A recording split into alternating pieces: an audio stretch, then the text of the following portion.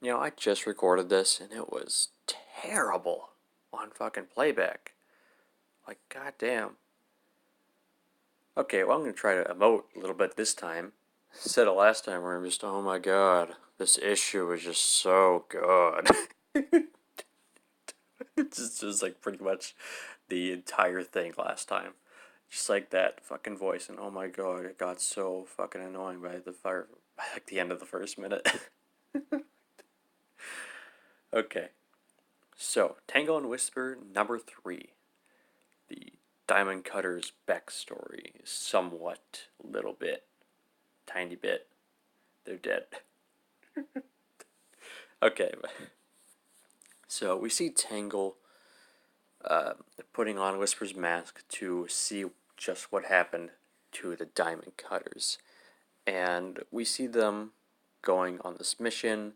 They succeed. We see a little bit of their talents, and for the most part, it's fine. But I don't really think we're able to learn enough about them. Mm, it's sad because this is probably the only time they're really gonna appear, and they don't really contribute much to this. Like maybe other people like it more just because like they look like interesting characters. Just from a design standpoint, I like them quite a bit, but they don't really have any personality here, and I don't think they're really gonna get any kind of personality since they're already dead. So it's, it's something to keep in mind, I guess, while reading. Okay, moving on though. After they succeed with this little mission of theirs, we see a little scene of Tangle talking to a wisp, and it's just kind of out of left field, and I'm not really sure what to make of it. It was just like one little page, but it was kind of weird. Also, does Zeddy show up in? No, wait, no, that was Sonic the Hedgehog. Right. I read the 2 issues back to back. I was like, wait, that happened this issue? No. Oh, okay. No, forget the Zeddy. They don't appear here. I'm stupid. Damn it, now I'm trying to remember what happens. Okay, yeah. So, afterward, we get another little flashback scene of the Diamond Cutters all in a room together over this table.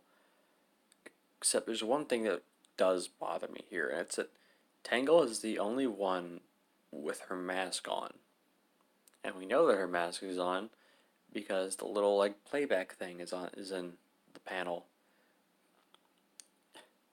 And it's like from her point of view. But like everyone else's mask isn't on. So like why is her mask on? From like I know why it's on like in story so that we can see what's happening, but like in the story, like why is she wearing this mask? And they don't like bring it up like any kind of like weird thing. It's just like a natural thing. I don't know. Maybe like one of the diamond cutters like asked her like why do you always like have your mask on or like something like that. Just, something to make it a little more natural. It's weird. So we see the psychic one, which is the little green one, whose name I don't remember. I don't remember the green one's name or the blue one's name. I remember Smithy, Mimic, and Whisper, and I don't remember the other two's names.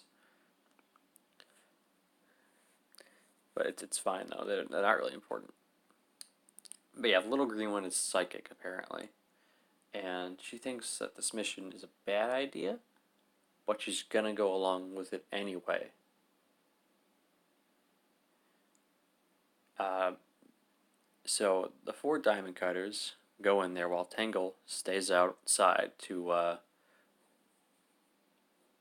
guess. Man, I just had it in my mind too. but she's staying behind while the other four go in. And what they find in there are shadow androids. And yeah, okay, it's fine. I mean, I was kind of like expecting something more having to do with um, shadow, not just like a bunch of androids killing them all. I mean, like I said, it's fine, but mm, it's not really all that interesting though to me. I was kind of like, I think we were all kind of expecting it to be one of those infinite clone things. Mirage, no, not Mirage. Images, not image. Ah, fucking clone.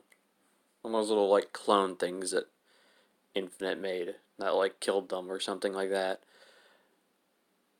And I don't think we really know what happened to the shadow androids. Did they just like all go back into their pods after they killed these three? Because like we see that Tangle goes in there later to recover the wisps and whatnot. So what happened to the androids? I'm not sure. But yeah, it turns out Mimic has decided to go with Eggman since at the time Eggman had conquered most of the planet, so he wants to be on the winning side. And he decides to be with Eggman on this. So he gets the others killed, and he goes back to find Whisper, but this is such a terrible scene. It's 3 panels, one where he shows up as the little blue thing, blue one, wolf maybe? No, because Whisper's a wolf. Why would there be 2 wolves? I don't know, the blue one, whichever one he is. And at one panel he's there, he's like acting like wounded and whatnot. Then the next panel he stops, thinking that she's like just not there. And the third panel he just goes back to being Mimic, and he just takes her wisp, her little sniper rifle wisp on, and his mask back to Eggman. And here's another thing that doesn't I don't really like.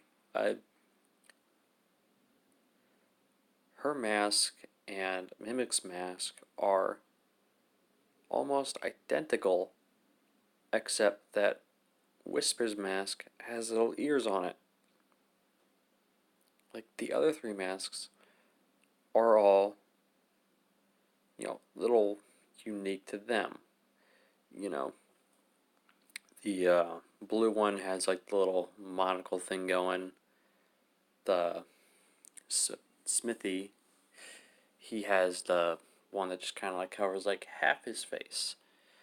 And the little green one that's psychic, hers is different as well. I don't really know how to describe hers. Also, I don't remember what it looks like. I just know that it's like not that it's like different from everyone else's as well. And I forgot which. It's also said that one of the diamond cutters did make these masks and these unique Wispons. I forget which one it was, but it is in the comic, so if you read it, you'll know. So, yeah. So, Mimic decides to just give Eggman his mask and Whisper's gun, thinking that'll be it, that'll be the end. But obviously it wasn't. He's an idiot. There goes my phone charger. So now back in the present, Tangle and Whisper decide to make a little trap for Mimic when he inevitably returns. And then he does return, and we see that he is going to go to their trap with some reinforcements, and then the comic ends. And it's a good issue. I mean, I'm not gonna say it's bad or anything, but the little problems that I have with it do add up, and I think it's not as good as issue 2, but I think it's more enjoyable than issue 1. Overall, the miniseries so far is kind of a mixed bag for me at this point. Because issue 1 was, there's not really all that much to talk about with it. Issue 2 was surprisingly great. And issue 3 is just kind of, it's good, but bogged down by these little things just kind of add up for me.